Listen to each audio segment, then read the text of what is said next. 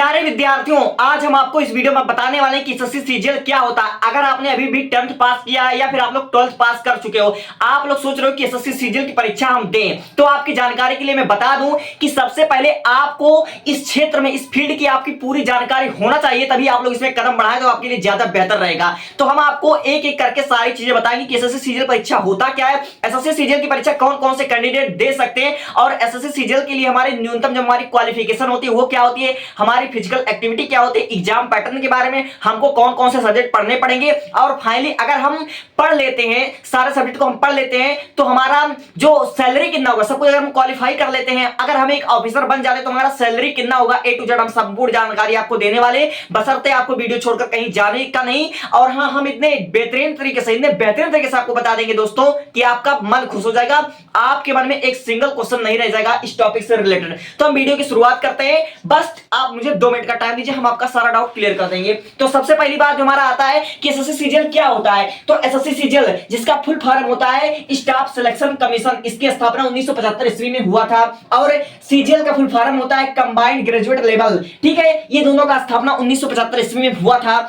तो हमारा जो सबसे पहला प्रश्न है कि ये कौन से कैंडिडेट परीक्षा दे सकते हैं, तो जिन कैंडिडेट का, जिन प्यारे विद्यार्थियों का सपना है कि वो आगे चल करके इनकम टैक्स ऑफिसर बने, और जिसका सपना है कि वो आगे चल करके सीबीआई ऑफिसर बने, जिनका सपना है कि वो आगे चलकर एसओ बने, टेक्स्ट असिस्टेंट बने, ऑडिटर बने, वो इस परीक्षा को जरूर दीजिए। यानी कि आप लोग इस परीक्षा को जब क्वालिफाई कर लोगे तो आप लोग इंस्पेक्टर बन जाओगे। ठीक है, चाहे आप लोग इनकम टैक्स ऑफिसर बनो, चाहे आप लोग सीबीआई बनो, या फिर आप लोग एसओ बनो, चाहे टैक्स असिस्टेंट बनो, चाहे आप लोग ऑडिटर बनो। अब हम बात कर लेते हैं दूसरा चीज कि इसमें हमको कौन कौन से सब्जेक्ट पढ़ना पड़ता है, तो इसमें आपको मात्र 4 सब्जेक्ट पढ़ना पड़ता है और एक कंप्यूटर आपको पढ़ना पड़ता है, यानी कुल मिलाकर आपको 5 सब्जेक्ट पढ़ना पड़ता है। तो आपका सबसे पहले आपको जनरल इंटेलिजेंस यानी कि आपको रीजनिंग पढ़ना पड़ता है, और फिर उसके बाद आपको जीके पढ़ना पड़ता है, और फिर उसके बाद आपको मैथ्स पढ़ना पड़ता है और इंग्लिश, यानी कि आपको टोटल 4 सब्जेक्ट पढ़ने पड़ते हैं। आपको रीजनिंग पढ़ना पड़ेगा, आपको जीके पढ़ना पड़ेगा, आपको मैथ्स पढ़ना पड़ेगा और आपको इंग्लिश पढ़ना पड़ेगा। केवल 4 सब्जेक्ट में आपको महारत हासिल करना होता है, और एक आप लोग कंप्यूटर ऐड कर लीजिए, क्योंकि इसमें जो परीक्षा होती है, ज्यादातर परीक्षा जो हमारी होती है वो कंप्यूटर बेस होती है, ऑनलाइन मतलब परीक्षा होती है।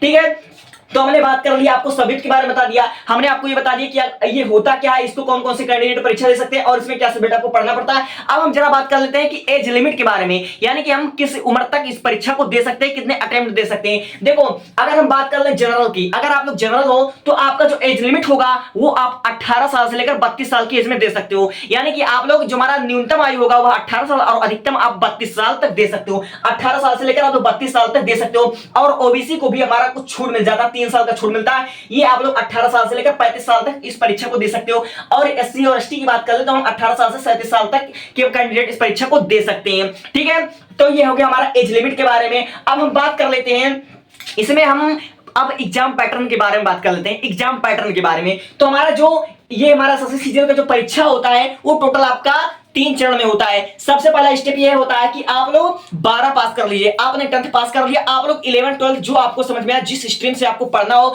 आप लोग साइंस पीसीबी ले सकते हो, साइंस पीसीएम ले सकते हो, आप लोग कॉमर्स से पढ़ाई कर सकते हो, आप लोग आर्ट पढ़ाई कर सकते हो, यानी कि 10th और 12th आपको पास करना पड़ेगा। जो हमारा स्टेप फर्स्ट होता है वो आपको किसी भी तरीके से 12th पास कर लेना किसी भी स्ट्रीम से।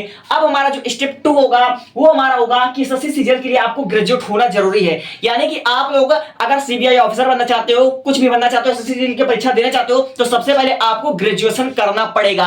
आप लोग बीए कर सकते हो, बीएससी कर सकते हो, और बहुत से बच्चे तो बीटेक करने के बाद इस परीक्षा के लिए फॉर्म भरते हैं। ठीक है, तो बीए बीएससी बीकॉम बीटेक कुछ भी चल जाएगा, आपको स्नातक होना जरूरी है। ठीक है, अब जो हमारा स्टेप 3 आएगा कि एसएससी सीजीएल का एग्जाम पैटर्न, इसके एग्जाम पैटर्न के बारे में हम बता देते हैं। तो ये जो हमारा होती है, मैंने बोला 3 चरण में होती है, लेकिन इसको आप 2 चरण में मान लीजिए, क्योंकि हमारा तीसरा वाला होता है फिजिकल टेस्ट, ये कुछ पोस्ट के लिए होती है, जैसे सीबीआई ऑफिसर के लिए होता है, एसओ के लिए होता है। ये जो हमारा तीसरा वाला है फिजिकल टेस्ट, ये कुछ पोस्ट के लिए होते हैं, आप इसको केवल 2 समझिए। तो हमारा जो पहला होता है हमारा टीयर फर्स्ट, जिसको आप लोग बोलते हैं क्या, प्राथमिक परीक्षा, इसको प्रीलिम्स आप बोल सकते हो। इसमें आपका 100 क्वेश्चन होता है और 200 मार्क का होता है। ठीक है, और एक कंप्यूटर बेस्ड परीक्षा होती है, यानी कि टीयर फर्स्ट में जो हमारी प्रारंभिक जो प्रीलिम्स परीक्षा होती है उसमें आपको 100 क्वेश्चन देने होते हैं और 200 मार्क का होता है, और ये कंप्यूटर बेस्ड होती है, आपको 1 घंटे का टाइम मिलता है। और ये 100 क्वेश्चन होंगे क्या, 100 क्वेश्चन में आपका 25 क्वेश्चन रीजनिंग का होगा,